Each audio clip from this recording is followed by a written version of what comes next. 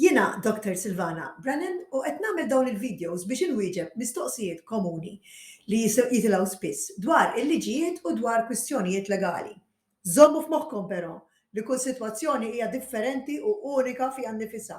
Allura dawn il-videos mhumiex pariri legali, iżda sempliċiment informazzjoni ġenerali.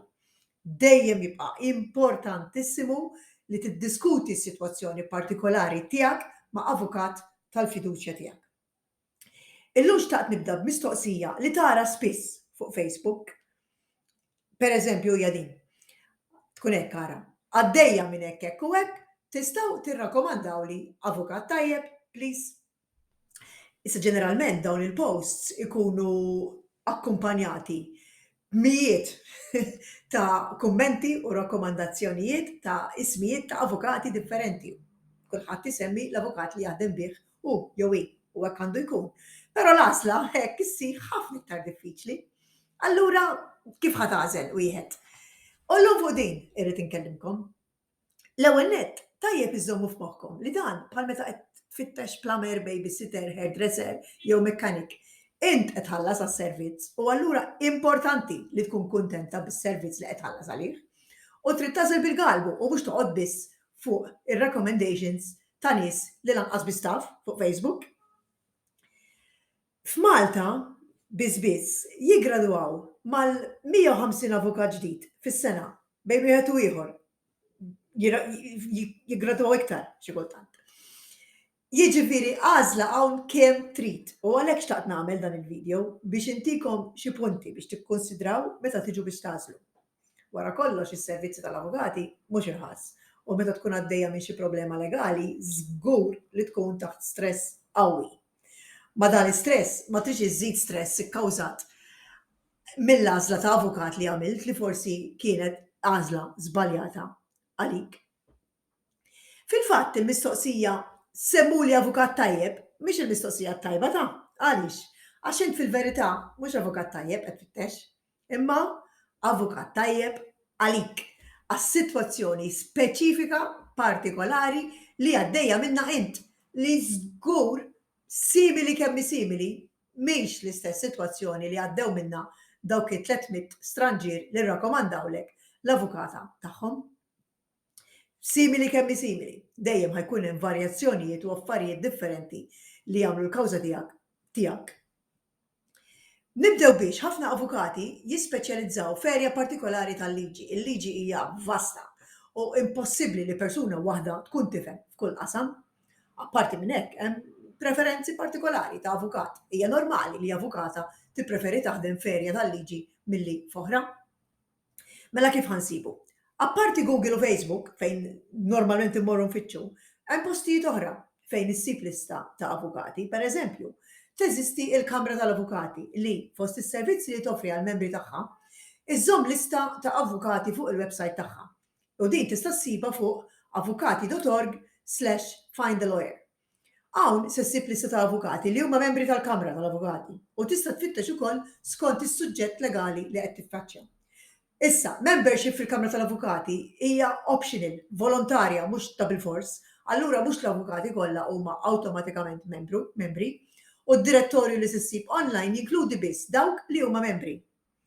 Però l-avukati u l-firem legali kollha għandhom obbligu legali issa li jkunu reġistrati u lista sħiħa ta' avukati u firem legali f'Malta hija miżmuma fuq lawyersregister.gov.mt. Imbagħad hemm ukoll il-Yellow Pages, yellow.com.mt/lawyers. Għalkemm din tal-aħħar hija kummerċjali u allura l-avukati jħallsu biex jidru fuqha bħal kulħadd wara kollox. U parti minn hekk il-Yellow Pages joffru livelli differenti ta' reklamar fejn jekk tħallas iktar tidher iktar jew ikollok listing insomma naqra isbaħ. Issa dawn ir-reġistri qed insemmihomkom biex tkunu tafu li jeżistu. Għax-xorta waħedhom mhux ħajjejnuk tagħżel l-avukat jew avukata tajba għalik personali fi sitwazzjoni li qiegħda fiha int. Però flimkien ma' rakkomandazzjonijiet mingħand nies li tafda u mhux mingħand ċikku u Peppa ta' Facebook, jistgħu jgħinuk tagħmel shortlist ta' ejja ngħidu 3 jew 5 avukati ħa. Imbagħad idealment tagħmel appuntament magħhom għal consultation ma' daw 3 jew 5. ċerti avukati jagħmlu din l-ewwel consultation b'xejn, għax fil-verità din il-laqgħa hija fl-interess kemm tal-avukat kif ukoll tal-persuna għana. Għax waqt din il-laqgħa l-avukata wkoll trid tifhem jekk il-każ li mortilha bih qudiemha jekk jinteressaħix, jekk jaqax fl-erja tagħha, jekk għandix expertise biżżejjed fiha, jekk għandix riżorsi biżżejjed biex tiddedika l-ħin li hemm bżonn għaliha biex tibdih il-każ tiegħek, tkomplih, tiffollowjah, tispiċċah. U kemm l-avukata u kemm il-klijent iridu jaraw u x'se jkunu kapaċi jaħdmu flimkien anke bħala personalità kemm huma kompatibbli. Issa inti għad il-laqgħa ma tmurx neċessarjament bl-istorja kollha, għax lan huwa biex inti tifhem kif taħdem l-avukata u kif tħossok magħha. Isek qiegħda first date insomma. Mela, x'se tfittex din il-laqgħa? X'se tistaqsi waqt dawn il-consultations? Fl-opinjoni tiegħi u forsi xi ftit wara l-esperjenzi tiegħi personali wkoll meta jien ġejt bżonn avukat, qabel ma kont avukat jien speċjalment, hemm 4 punti importantissimi li trid tiskopri waqt dawn il-consultations.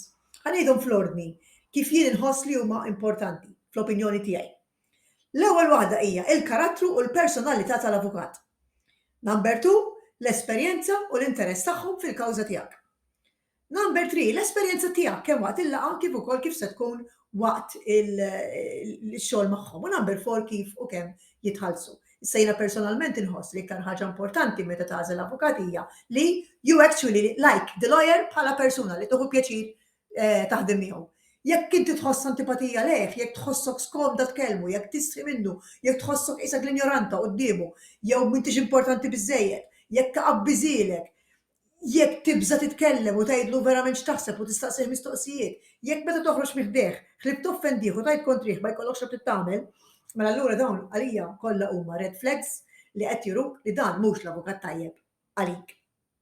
Issa ma jfissirx li dan huwa avukat ħażin, għax probabbli jkun perfett għal ma karattru differenti minn tiegħek.